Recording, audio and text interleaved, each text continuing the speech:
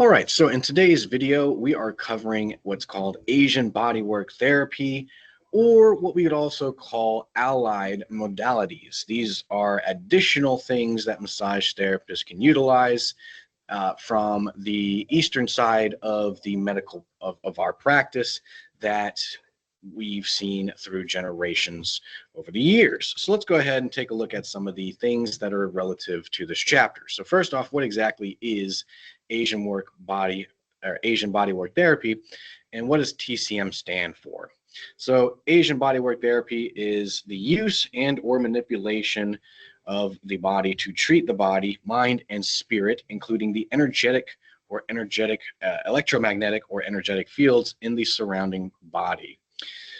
So these are typically based off of what's called traditional Chinese medicine. That's the acronym TCM, which can include the uses of acupuncture, herbal applications, essential oils, exercise, dietary principles, gua sha, cupping, all those good things, coining, scraping, all those fun things. So just to kind of throw some of these out for a little bit of an explanation. So acupuncture, if you're not familiar, is the placing and poking of needles into the body. These are typically done along the meridians, as we'll take a look at what those are, along what's called or into what's called acupuncture points, which are specific points along these meridians that will help to unblock the restrictions of energy in the body, as we'll take a look at. So herbs, right? We can use herbal preparations, both aromatically, topically. Typically, we don't allow in massage therapy, excuse me, to inform our clients to ingest or eat any herbs. Essential oils, as we typically teach in our school here, the use of essential oils we could either use topically or aromatically, kind of goes along with the herbal applications. Exercise, right? We can talk about in some traditional Chinese medicines, they look at the body as a whole in this case, and they incorporate multitudes of factors, life change, styles, and stuff and such for your health and wellness, which could include exercises and activities for overall health, walking, working out, tai chi, yoga, stuff like that. Dietary restrictions and principles, obviously eating properly could also lead to, beneficial gains, both body, mind, and spirit. Gua sha is you see it in many practices and in many schools of thought. So gua sha is like skin scraping, and so they use a gua sha tool, which is like a little jade tool where you scrape the surface of the skin, which then creates inflammation and then helps to increase the inflammatory markers. So you've probably seen in other Asian countries, they use what's called coining, which they use like a coin to do essentially the same thing, and it's usually a little bit different, but along the lines of the similar practice. Or even say more westernized approach, we use like A-stem or the gastron technique, where we used the metal scrapers to scrape and affect an area, and all of this is to affect the connective tissues of the body, increase inflammatory markers, and essentially reshape and structure the connective tissue and all that. And then cupping, which most people are already pretty familiar with, right, is where we use cups that use vacuum pressure to suck up the skin and underlying tissues and move the blood and other things underneath the surface of the skin around.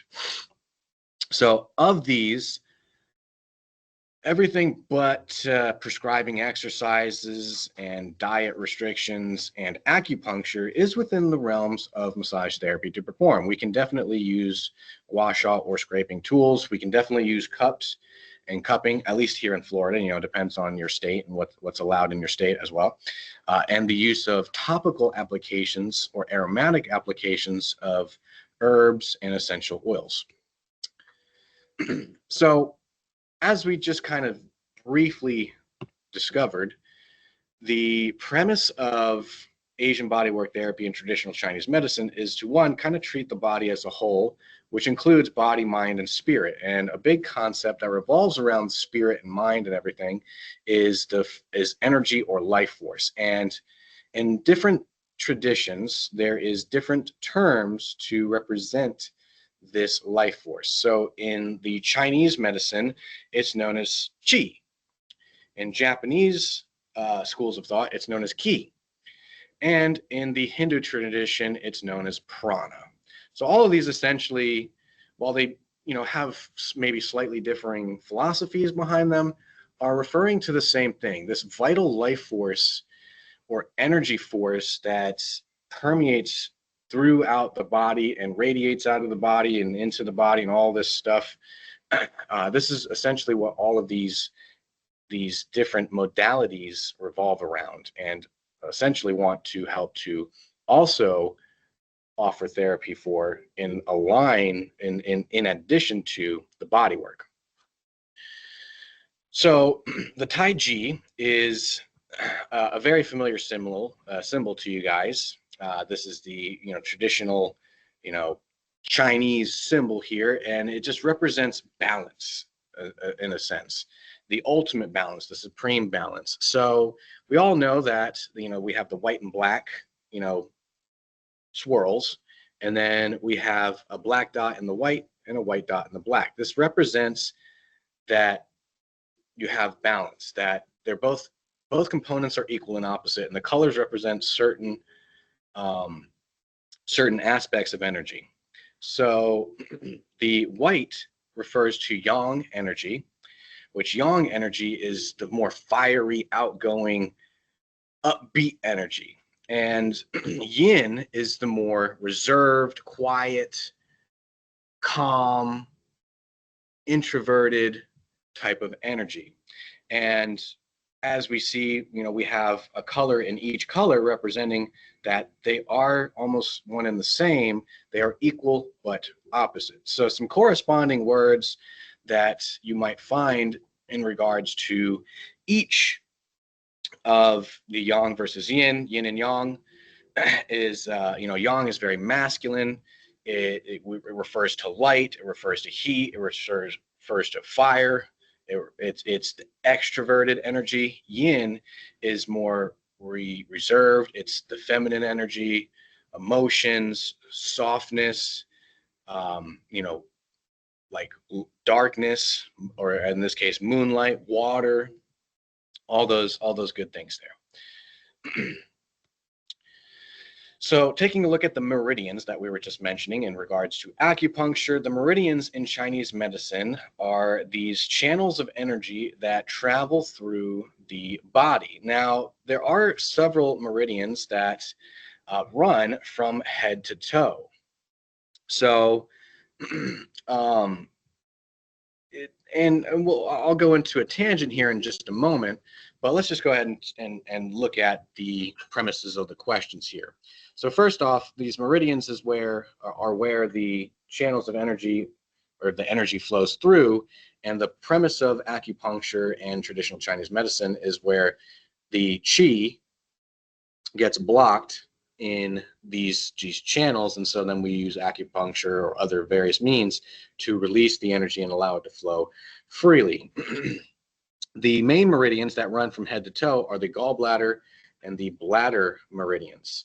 Now, something that's very interesting to essentially merge and bridge Western and Eastern medicine and philosophy together is that if you actually look at a map of the fascial networks, the like superficial backline, superficial front line, all these things, the fascial network maps are essentially the continuum of long stretches of connective tissue that travel through the body that bind, support, and structure the various structures in which they travel along. If you put one chart over the other, it's almost identical. And my philosophy is that within, and I have a big background in yoga and Ayurvedic medicine, that there's a lot of similarities. And my philosophy is that these ancient practices, these schools of thought and beliefs are very old and ancient. And, back in the days where we didn't have diagnostic tools and medical terms, and we didn't, essentially dissect and analyze the body in a very imperialistic mindset, these ancient yogis, meditators, energy workers and healers, they essentially just keyed into and perceived the natural phenomenons within their own body. And so, of course, lacking medical terms and scientific, diagnostics and so on and so forth, they come up with these ideas of energy, these ideas of vortexes of energy. They come up with these colors. They use these analogies to explain the natural phenomenons that are in processes that are going on within our bodies. So, not to try to say that this is not real and that it's completely divorced of true knowledge and true empirical science, but essentially trying to merge the two so that perhaps these people who realize all these channels of energy, transporting energy and helping to and wanting to unblock the restrictions, so connective tissue and fascia also helps to transport things and helps to bind and support things. And if you have a restriction in one area, it can cause problems in others, because these fascial networks, they travel and pass through and by organs and all these other, structures and then the fact that the body has a property called tensegrity, and that everything within our body is so interconnected, and that if one little part of our body moves, it technically affects all of our body, just because of how ingrained and how connected all of the structures and all of the cells and connective tissue and everything in our body is. So perhaps there's a lot of similarities and merging of sciences. That's just my little tangent. Hopefully that made sense there for you guys. So Tsubos, and then Tsubos that are filled with energy or depleted of energy. So Tsubos are what we find in the Japanese bodywork tradition, and goes along with what's called Shiatsu massage or Shiatsu therapy. So Tsubos are essentially like the acupuncture points in traditional Chinese medicine. They're points in which energy is dysfunctional within the body, and so Shiatsu is the act of what we call acupressure, which is to press into points of the body with the thumbs or fingers and so on. Shiatsu literally meaning finger pressure, and typically use your thumbs. But to press onto these areas to either release the energy or to provoke energy to fill the area, because we have kyo, which is the depletion of energy flow within a point, or jitsu, which is to be filled with energy or overly filled with energy. Within traditional Chinese medicine, there are 5 elements, and then there are 5 elements in the Sanskrit tradition. The Sanskrit tradition is the Hindu tradition, such as Ayurvedic medicine, the Vedas, and all that stuff. So in traditional Chinese medicine, we have wood, fire, earth, metal, and water. And then the Ayurvedic tradition, we have ether, air, fire, water, and earth. And then, of course, that gives the more technical terms that relate to the philosophies there. And all of these are the constituents that builds life and existence, in a sense. And they all have their own universal properties. They all have their own physical properties, and so on and so forth in the traditions. And we're not going to go too heavily into that. Shiatsu and Ashiatsu, as we just mentioned, Shiatsu literally means finger pressure, and it is where we essentially use the thumbs, fingers, whatever, to manipulate those acupressure points, especially the Tsubos that we just recently looked at. And then Ashiatsu is a different form of Shiatsu, where we use our feet, so often called barefoot massage technique. And as you can see here, there's a massage therapist who is using these barefoot bars, and they are using their feet to massage someone, which we have done at the school previously, and it is pretty fun and quite interesting style of massage. The center of gravity in Japanese tradition, we call it the Dantian, or oftentimes refer to it as the Hara. There are different ones, but the main one in which we talk about the center of the gravity is the lower Dantian, which is located about an inch behind and below the navel. Now, of course, everybody is essentially different, and our center of gravity changes, especially between genders. So you typically, males have a higher center of gravity while females have a lower center of gravity, so on and so forth. Thai massage is the traditional massage, especially popularized and born and birthed in Thailand. So Thailand is the main people we think of when we think of Thai massage. They often call it Nuat Boran, and it usually has your client remaining fully clothed, and you typically will start them, and there is a specific procedure, and they usually start face up, and you'll do palm compressions along certain parts of the body for the energetic purposes. And we often usually just associate it most with the deep stretching and the crazy cool stretches like you see in this picture here. But the overall goal is, of course, to integrate mind, body, energy, and spirit, right? And essentially is both a physical treatment, but also an energetic treatment, as they do attempt to, work upon the energetic channels of the body in Thai massage. Ayurveda. So this is within the Hindu tradition, and Ayurveda literally equates to what's called the life science, or science of life.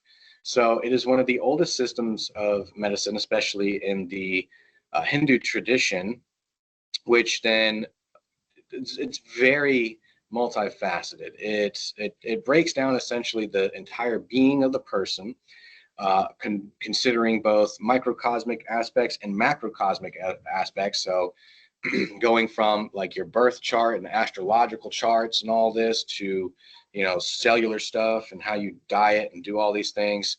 And it's centered around several main concepts, especially based off what's called doshas, or the constituents of your existence. And there's three forms: vata, pitta, and kapha. And so these essentially what make up your life, and when these are out of balance, they try to balance them out, so on and so forth. And to avoid a long, lengthy explanation, very interesting stuff, Ayurvedic medicine, really cool. And there's quite a few different treatments for Ayurvedic medicine. A lot of them are diet, could be exercise, meditation, but there's probably some fancy spa stuff you might have seen, like Shiatsu, which is to have oil drip onto the third eye chakra. And I probably wouldn't want that to happen to me, but people say it's very enjoyable and relaxing. Massage, in some cases, now obviously not within our scope of practice, acupressure, acupuncture. Well, acupressure is within our scope of practice, acupuncture isn't, though. But yes, very, very interesting. And then chakras. So the chakras are, again, in the Hindu tradition, and the chakras are the focal points of energy that lie upon the central channel, also known as the Sushumna. And so there are 7, and depending on who you follow, I think there's 8. So there's a difference between westernized chakras and easternized chakras. So we'll, of course, learn as is the Eastern Hindu tradition of chakras. But the main difference is where we have the sacral chakra. So in Hindu tradition, the sacral chakra is essentially almost equates to the genitalia, or the genital region. And in the westernized world, we're a little bit more prudish, so we actually bumped it up to the umbilical region. But I think both are very viable points to be a center of energy, especially the umbilical region, because that is where you were essentially tethered to life, developing from birth. So let's go ahead and run through these chakras. They often call this the rainbow bridge because you can see the associated colors. Our first chakra lies at the base of the spine, the root chakra, and the Sushumna essentially is like the central channel is just like your spine. So the root chakra is the first chakra, and it is red. Then we move up to the sacral chakra, or if you're the westernized medicine, the umbilical chakra, and it is orange. Then we move up to the solar plexus, which is just below the sternum, the xiphoid process, and that's yellow. Then we move into the heart. Now in traditional chakra system, there's 3 points in the heart that represent the heart chakra, and it is green.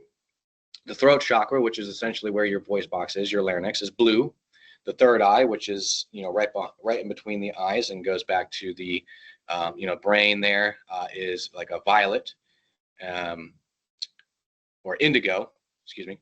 And then the crown chakra, which is the split at the top of the head, which is the 7th chakra, and it is violet there. Now, again, going back to my earlier rant about traditional Chinese medicine, the meridians, and equating them and associating them similarly to the fascial networks, the chakra system almost lines up in a very similar fashion. So, and I think that might be our last slide. So, if we actually look at the nervous system, first off, the Sushumna, the central channel, right? It is the spinal cord. This is the entire spinal cord and where everything comes from. Now, if we actually look at major groupings of nerve endings, what we call plexuses and ganglions and major nerve clusters, they line up almost exactly where the chakra systems are. At the root, the perineum, many nerve endings.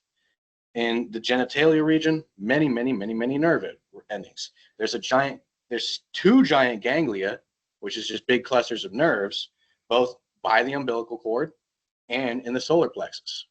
The heart, as I just previously mentioned, with the 3 points, well, there's multiple conduction centers in the heart yourself. You have the sinoatrial node, the atrioventricular node, Purkinje fibers, bundles of His, all of these different things helping the conduction of the heart itself. The throat chakra, there's so many intricate, nerve endings to help coordinate the, vocal cords. And then the third eye, well, that goes all the way back towards the diencephalon, where we have, you just take your pick at any major neuroendocrine system structure, right? We have the thalamus, hypothalamus, pineal gland, pituitary gland, any of those, most probably the pituitary gland, as it literally controls everything. Most people associate third eye to the pineal gland, whatever you want to call it. And then the crown chakra, which is literally the split of your brain, where literally the two sides of your world collide. So very interesting stuff, especially when you take both a Western look into Eastern medicine and vice versa, and how they can be very intimately similar. And it's almost like proving each other. It's very cool stuff. So hopefully, this quick and easy little lecture was, easy enough to follow along, and I explained it well enough. I'm kind of tangenting today, but hey, it is what it is. But you guys have a good one. I'll see you in the next one.